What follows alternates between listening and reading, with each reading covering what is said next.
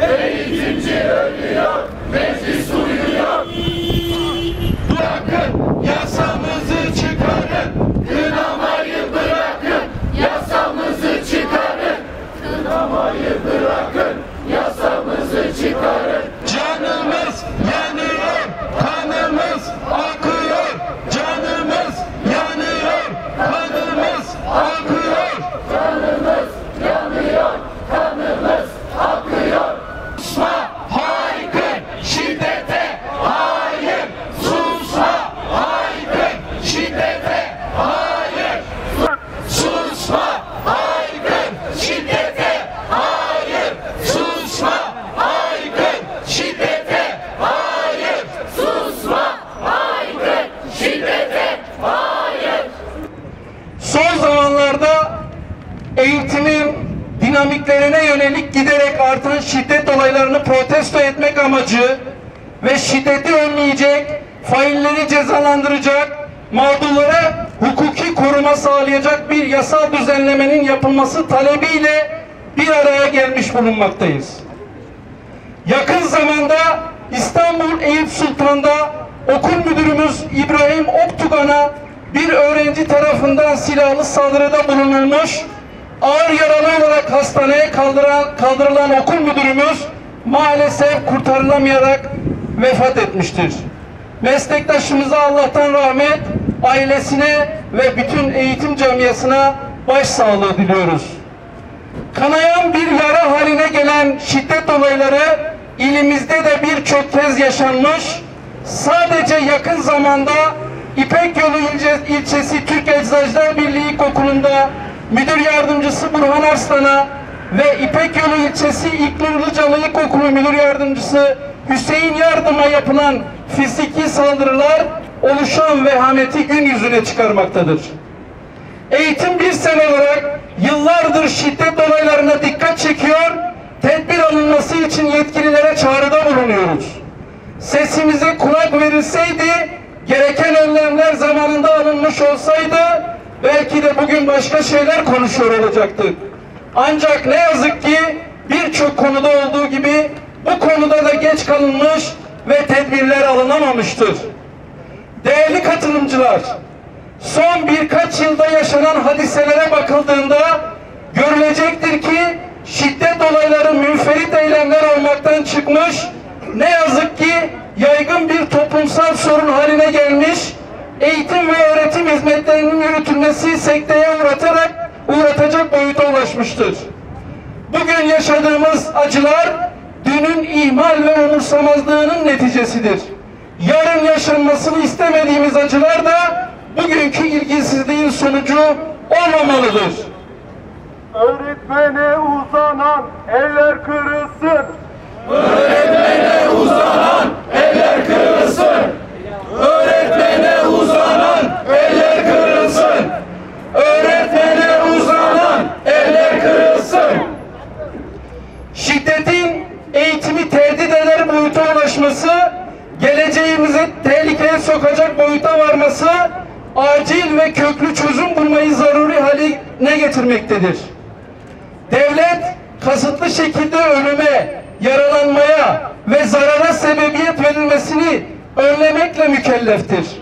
Devletin bu yükümlülük çerçevesinde suç işlemekten caydırıcı yasal zemini ve idari şartları tesis ederek yaşam hakkını koruma ve ayrıca buna ilişkin ihlalleri önleyici, bastırıcı ve cezalandırıcı bir infaz mekanizması geliştirme ödevinin hukuk devleti olmanın gereği olduğunu bugün burada bir kere daha hatırlatmak istiyoruz. Eğitimci ölüyor, meclis uyuyor. Eğitimci ölüyor, meclis uyuyor. Eğitimci ölüyor, meclis uyuyor. Eğitimci ölüyor, meclis uyuyor. Bu anlamda bir adım olarak değerlendirilebilecek MEP ve sendika diyaloğu kapsamında Milli Eğitim Bakanı Sayın Yusuf Tekin, sendika genel başkanlarıyla görüşmek istemiş ve Sayın Bakan'ın daveti üzerine Genel Başkanımız Sayın Ali Yalçın'la bakanlıkta bir görüşme gerçekleştirilmiş. görüşmenin ardından ortak basın açıklaması yapılmıştır. Kınamayı bırakın, yasamızı çıkarın.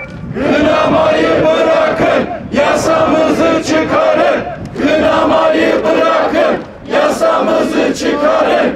Kınamayı bırakın, yasamızı çıkarın. Sayın Bakan'ın davetini ve eğitimcilere şiddeti önlemek üzere yapılacağı ifade edilen çalışmalar ile Sayın Bakan'ın meslek kanununa ilişkin yeni düzenleme konusunda kullandığı şiddete karşı yasal düzenleme ifadelerini son derece önemli ve kıymetli buluyoruz. Bunun bir an evvel hayata geçmesinin takipçisi olacağız. Bakanlıkta yapılan ortak basın açıklamasının ardından Genel Başkanımızın katılımıyla TBMM önünde gerçekleştirdiğimiz geniş katılımlı eylem, eğitimcilere şiddeti önlemeye dönük kararlılığımızın ve şiddet olaylarının oluşturduğu büyük üzüntünün bir tezahürüdür. Canımız yanıyor, kanımız akıyor. Canımız yanıyor, kanımız akıyor. Canımız yanıyor, kanımız akıyor.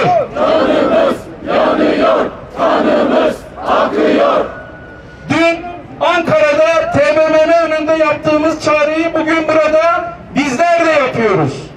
Ölümle sonuçlanmaya başlayan saldırıların son bulması için gereken adımlar ivedilikle atılmalı, eğitimcilere yönelik şiddeti önleme yasası artık çıkarılmalıdır. Öğretmen, memur, hizmetli, şef, şube müdürü demeden tüm eğitim çalışanlarına, kamu görevlilerine yönelen şiddeti bir defa daha lanetliyoruz. Susma, haykır, şiddete hayır. Susma, haykır, şiddete hayır. Susma, haykır, şiddete hayır. Susma, haykır, şiddete hayır. Bugüne kadar kamu görevlilerine yönelik gerçekleştirilen tüm şiddet olaylarında tepkimizi en sert şekilde ortaya koyduk. Sendika olarak geçen yıl hayata geçirilen öğretmenlik meslek kanunu tartışmalarında şiddete yönelik düzenlemeyi talep edip son ana kadar sergilediğimiz ısrarın gereği maalesef yapılmadı.